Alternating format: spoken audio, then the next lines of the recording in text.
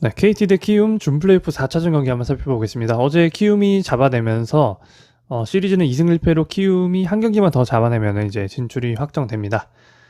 선발은 KT는 이제 소영준을 내세웠고 키움은 정찬원을 내세웠습니다.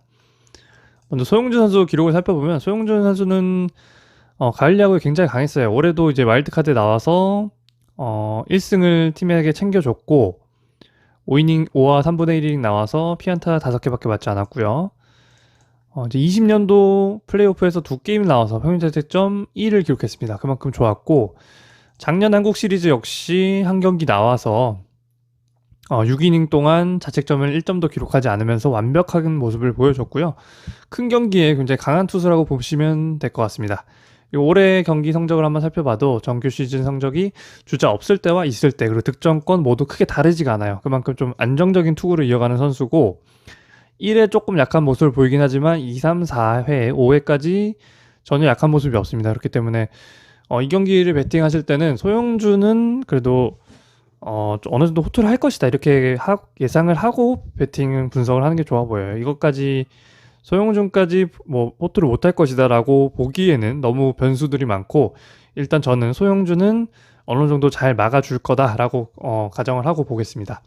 그리고 이제 키는 사실 정찬원이 주고 있어요. 그래서 정찬원이 아무래도 좀 안정적인 투수는 아니기 때문에 정찬원이 좀 쉽게 무너진다? 이러면 그냥 KT 승이 아주 쉽게 배팅을 할 수 있을 거고 만약에 정찬원이 어느 정도 끌어준다 그러면 변수가 있습니다. 이제 4차전에서 이제 원래 이제 5차전 선발 등판 예정인 안호진을 땡겼을 생각을 하고 있어요. 그래서 정찬원이 어느 정도 호투를 한 3, 4이닝 좀 막아준다면 끝에 7, 8, 9이닝 쪽에서 안호진이 등판을 할 수도 있기 때문에 어느 정도 투수전으로 갈 가능성이 높습니다. 그래서 정찬원이 잘 막아준다면 언더사이드가 저는 좋아 보여요. 그래서 이 경기는 사실 정찬원이 키를 쥐고 있는데 정찬원 기록 한번 살펴보겠습니다. 정찬원도 이제 가을 야구 기록이 꽤 있어요. 이제 작년에는 이제 한 경기 나와서 성적이 좋지 않았는데 사실 1이닝밖에 던지지 않았고요.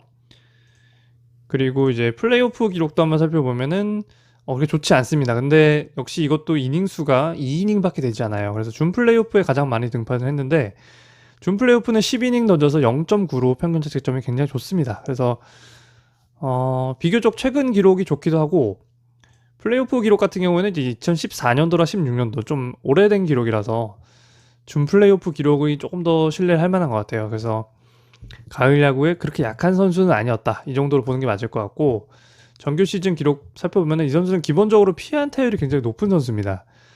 그래서 승부를 해서 안타를 많이 맞는 유형인데 그 말인즉슨 이제 볼넷 비율은 그렇게 높지가 않아요. 그래서 볼넷을 많이 주기보다는 좀 승부를 해서 안타를 많이 허용하는 뭐 그렇게 구위가 좋다고 볼 수가 없는 거죠. 대신에 질질 끌거나 뭐 이렇게 피하는 승부를 하는 선수는 아니에요. 그래서 어느 정도 타자와의 승부를 하는 편인데 KT전 상대 전적이 좋습니다. 이 말은 KT전에 이렇게 승부를 해서 많이 맞지 않았다는 뜻이겠죠. 그렇기 때문에 최근 KT의 타격감을 생각하면은 3경기에서 총 8점밖에 내지 못했거든요. 평균 득점이 3점도 되지 않기 때문에 정찬원이 볼넷을 주지 않고 또 이번에도 승부를 들어간다 KT와 그러면은 KT의 타격감을 생각했을 때 저는 그래도 한 3, 4이닝 정도는 그래도 좀 어느 정도는 뭐 무실점은 아니겠지만 막아주지 않을까 이렇게 생각을 하고 있어요.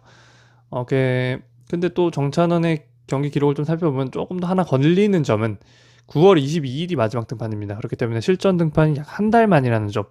이거는 좀 우려되는 부분이긴 한데 그래도 오랜만에 등판하면 저는 볼넷이 좀 더 걱정되거든요. 사실 근데 이제 볼넷 유형 투수는 아니기 때문에 가을 야구에 크게 약하지도 않았고 그렇기 때문에 저는 승부를 들어간다고 보고 있고 승부를 들어갔을 때 상대 전적도 괜찮았고 KT의 최근 타격값도 좋지 않기 때문에 저는 정찬원이 그래도 3이닝 정도는 막아주지 않을까. 그러면은 뒤에 이제 엇비슷하게 흘러간다면 뒤에 이제 안호진이 버티고 있기 때문에 또 이닝 삭제가 되는 거거든요. 어떻게 보면 그렇기 때문에 저는 이 경기 이제 언더로 배팅할 생각을 하고 있고요.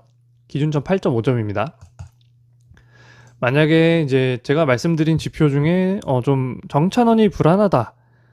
좀 쉽게 점수를 많이 내줄 것 같다고 생각하시는 분들은 KT 쪽으로 배팅을 하시면 좋을 것 같아요. 그래서 키는 이제 정찬원이 쥐고 있다. 근데 정찬원이 특징은 이제 볼넷을 많이 주기보다는 타자와의 승부를 통해서 좀 구위가 약해서 많이 얻어맞는 편이다.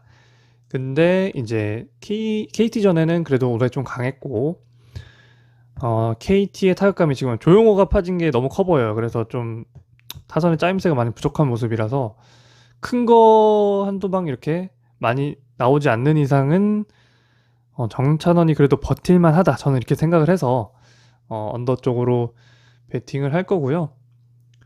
뭐 정찬원이 불안 요소도 많습니다. 사실 애초에 평균 자책점도 5.36으로 높은 선수고 WHIP도 1.53으로 그냥 불안정한 투수 그 자체예요. 근데 저는 이제 상대 전적과 최근 KT 분위기를 보고 초반만 엇비슷하게 흘러간다고 하면은 이제 뒤에 쓸 수 있는 투수들이 많다. 이런 점에서 두 팀 다 총력전이 되는 거거든요. 그렇게 되면. 그렇기 때문에 점수가 많이 안 날 확률을 저는 높게 봐서 저는 최종 픽은 이제 언더사이드로 할 거고요.